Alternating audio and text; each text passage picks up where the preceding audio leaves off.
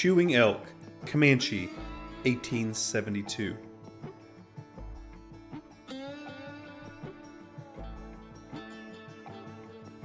Spotted hawk, Northern Cheyenne in Montana, 1890.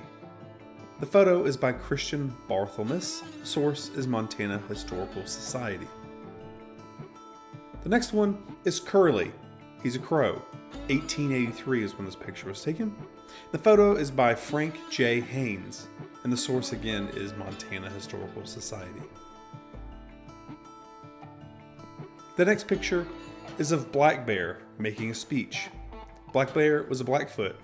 This is done in circa 1906 in Montana, and the photo is by N.A. Forsyth, and the source is Montana Historical Society.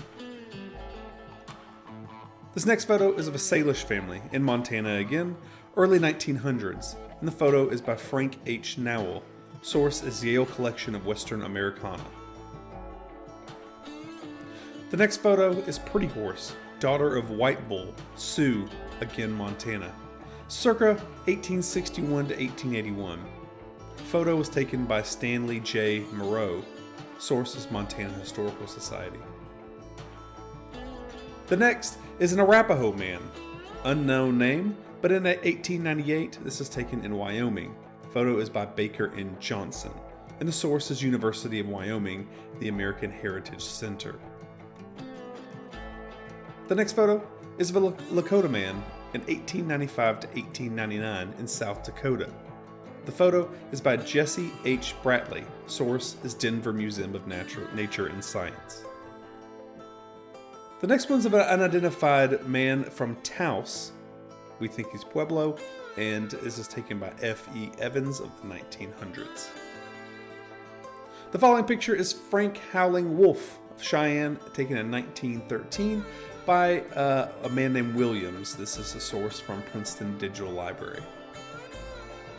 This photo is called Home from the Hunt, taken in Taos, Pueblo, in New Mexico in the early 1900s. Photo is by Carl Moon and Fred Harvey. Source is Huntington Digital Library. The next is a man named Man Not Afraid of His Gun. Pretty awesome name. Taken by DeGraff W.H. in 1890. You notice the ceremonial headdress and the ceremonial shield. The next photo is the Sioux Chief Jack Red Cloud, taken in 1904. This is High Bear, he's Lakota, taken in 1900. And this photo is by Hine and Matson, and the source is actually the Library of Congress. This chief is a chief named Chief White Bear, or some people have called him AKA Tom Frosted. He's a Lower Sioux, and this was taken in the early 1900s, and this photo is by Frank Fisk. The following photo is of Sioux Chiefs. Sioux Chiefs Two Strike, Crow Dog, and High Hawk in South Dakota around 1891 on the Pine Ridge Reservation in South Dakota. The photo is taken by C.C. Pierce, and the source is of the University of Southern California Libraries. This next Native American is a man named Garnet of the Oglala Lakota Man, and taken in 1877. This photo was done by C.M. Bell. This next one's a fantastic picture. It's of Apache Scouts in southern Arizona in the 1880s. We've covered this before. There is some outlaw we think Apache Kid is somewhere in this picture. I think he is the 6th one down. The next photo is a fantastic photo of a man named Spotted Elk. He is a Sioux, and this was taken in 1908 by J.A. Johnson. The next photo is a man named His Medicine is Wolf, taken in 1900. He's a Crow medicine man, and this is taken by the famous F.A. Reinhardt. The next photo is of a couple named Spotted Weasel, and they just have his wife as his wife. I haven't been able to find her name. These are Sioux, and this is taken in 1909. There's some fantastic clothing used in this one. The next photo is a great photo of Thomas Nowater. He's Oglala Sioux, taken in 1899. This is done by Hain Photos in the Sources Library of Congress. The next photo is kind of an action photo of Blackfoot tribesmen in Colorado in the 1900s. This photo is taken by a photographer named T.J. Heilman. The next photo is a group photo, as you can see. Standing in the back, we have Joe Marivelle. He's the interpreter. The next is Spotted Tail. And next to him is Antone Janis. And then the bottom, we have Touching the Clouds. The next one is Sharp Nose. Almost to the end is Black Coal. And the last one on the bottom right is a man named Friday. The next photo is of a man named Copolis, chief of the Warm Spring Indian Scouts and capture of Captain Jack of the Modocs in 1874. The photo is by a man named Thomas Houseworth, and the source is Denver Public Library. The next photo is of a man named Philip Return from Scout. He's a Lakota. This is taken around 1880 to 1900. The photo by Geoffrey Duncan, and the source is the Denver Public Library. The next photo is of a man named Flying Chief. He's the head of the North Bloods. A photo is by a man named Ross, no last name given, or maybe no first name given. And this is taken around 1885 to 1886. The next photo is of a man named Elote, Apache sub-chief in 1900, and this photo is done by Rose and Hopkins.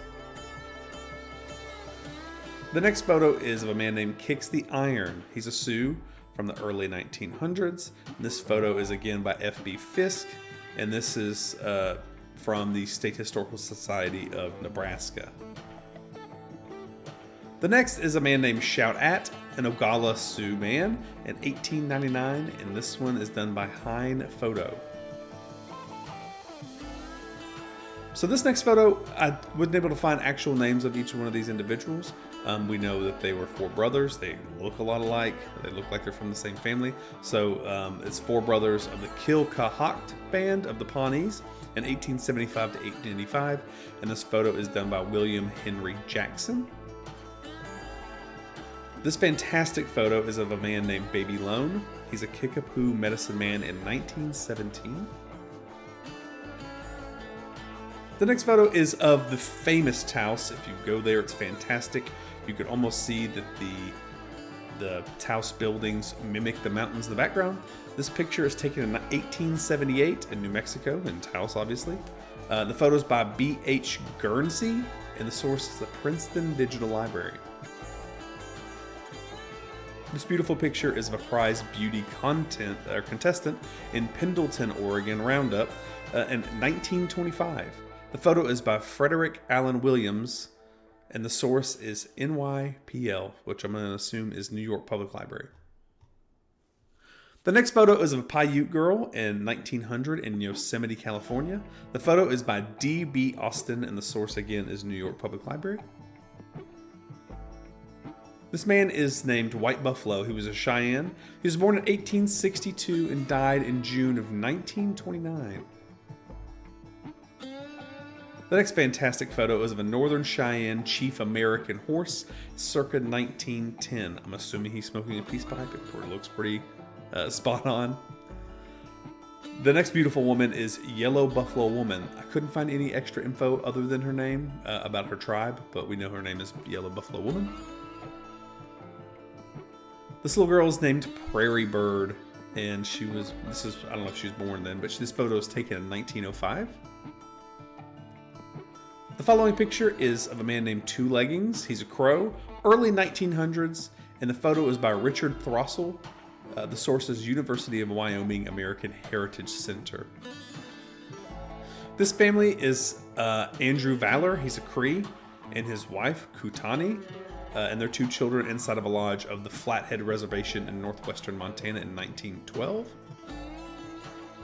The next couple is a bridal couple, Flathead, in Killspell, Montana. I couldn't find their names, but this was taken in 1905, and the source was the New York Public Library. The next photo, I think, is one of my favorites that we've had on the channel. This is of a Navajo family. This is the mother on the left tying her daughter's hair using a hairbrush somewhere in the 1920s. And this was taken, the source is University of Wyoming American Heritage Center. The next photo is of a chief eagle, aka Antone Chief Eagle, the husband of Miss Madeline Chief Eagle, from the community of Ronan in Lake County, Montana on the Flathead Reservation in 1906.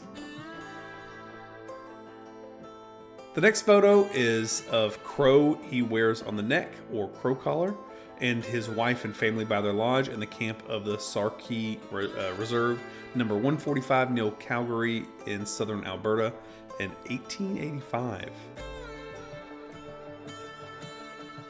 The next photo, all the info I could find is just when it was taken. It just shows that there's a woman and a Native American man. I think we can see that, but no actual names given or tribes. The next photo is of a Navajo tribe, and as you know, the Navajo is one of the largest Native American tribes in the United States.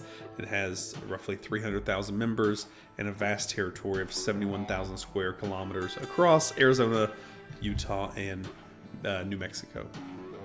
There's no actual names that I could find of the people, but we do know that they're Navajo. The next is Hash Nash Shut, a Wasco Indian chief in the year 1906.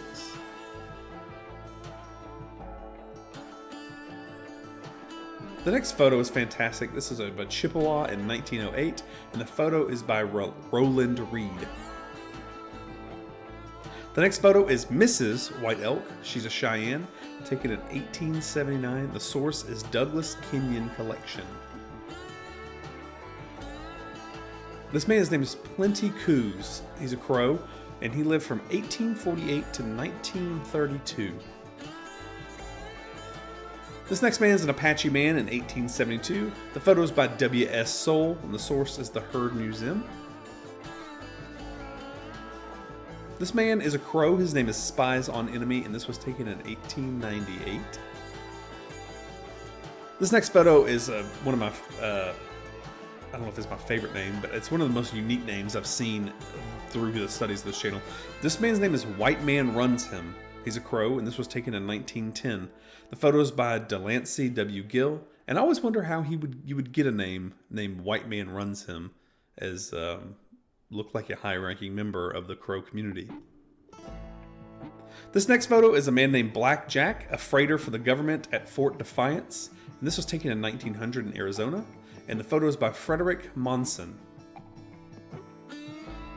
This fantastic picture is of a lady named Red Feather. She's a Creek Cherokee singer and performer.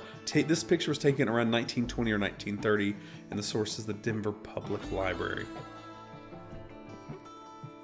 This last photo is of the famous, which we've covered multiple times on this channel, the Comanche chief Quanah Parker, standing next to a stagecoach in 1890s.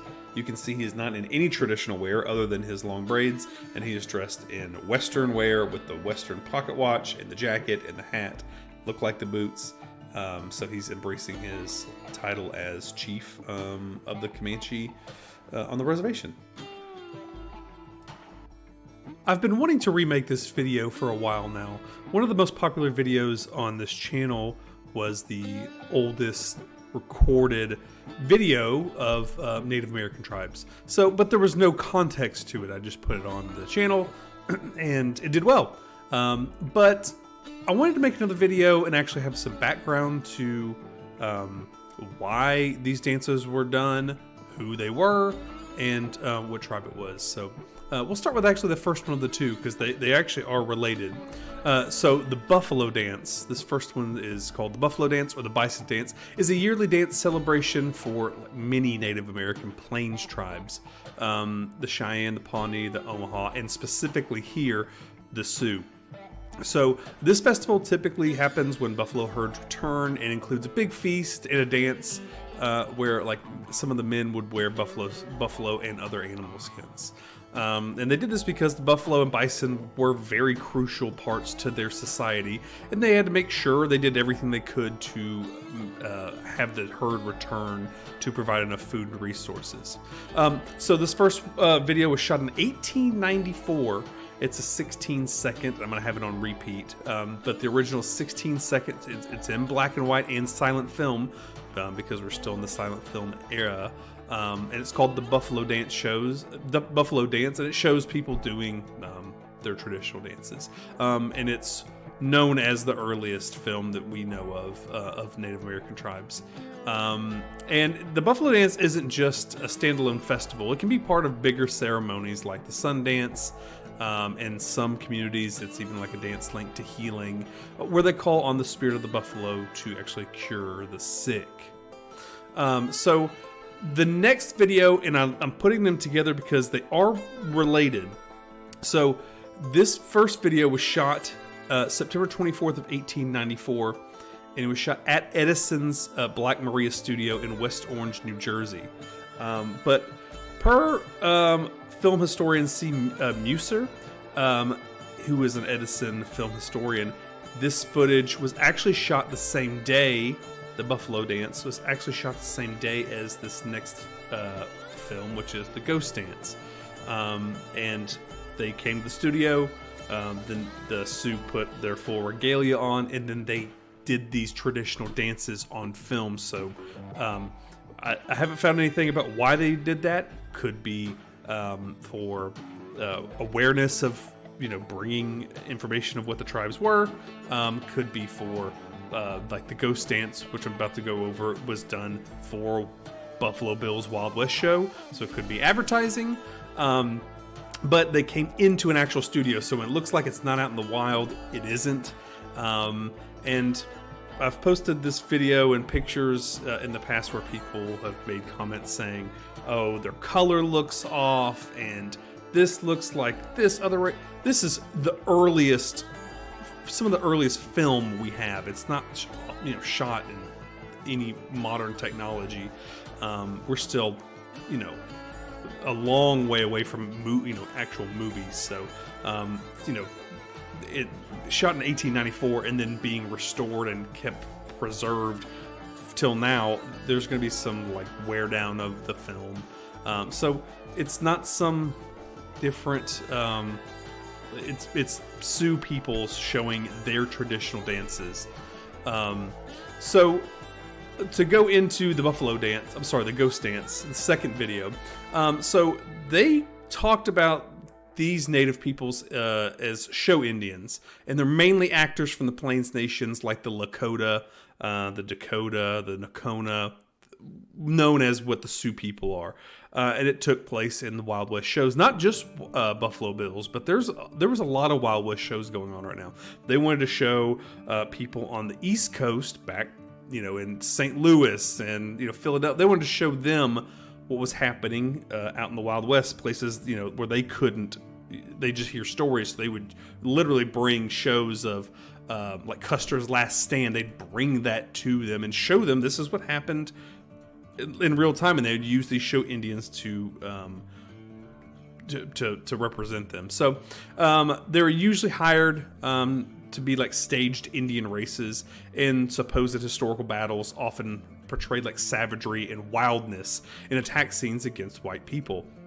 These shows generally depicted native people as exotic savages engaging in bizarre rites and cruel violence. Native women were dressed in pretty expletive, non-traditional clothes like men's headdresses and breastplates, combined with pretty skimpy attire, especially for the time, like leather shorts, which wouldn't be worn in their reality. And this is where they performed the Sioux Ghost Dance. So again, it was shot the same day as the Buffalo Dance in the same studio, same day, same everything. So that's why it kind of it kind of looks the same, because it was the same day. But some other people who showed up to these Wild West shows, specifically Buffalo Bill and Cody's Wild West show, Chief Sitting Bull, one of the most famous chiefs, was one of the star attractions alongside Annie Oakley. During his time with the show, Sitting Bull met President Grover Cleveland, which he believed highlighted his importance as a chief. And he gave a cherished horse to him when he left the show, and he was friends with Buffalo Bill. Another native chief, Red Eagle, underwent 3-year training period at Cody's Base in North Platte, Nebraska. And during that time, he developed skills in steer roping, lariat tricks, like rope tricks, and the art of maintaining pretty much a firm grip on anything with 4 legs. And he debuted at 13, portrayed like a Pony Express rider. And a year later, the show actually toured Europe, and over several years, Red Eagle became like a crucial member of Buffalo Bill's Wild West show, captivating like audiences through his journey. Other famous Native American names that pop up in these Wild West shows, Red Cloud, like we just talked about, Chief Joseph, Geronimo, and the Modoc War Scout, a man named Donald McKay.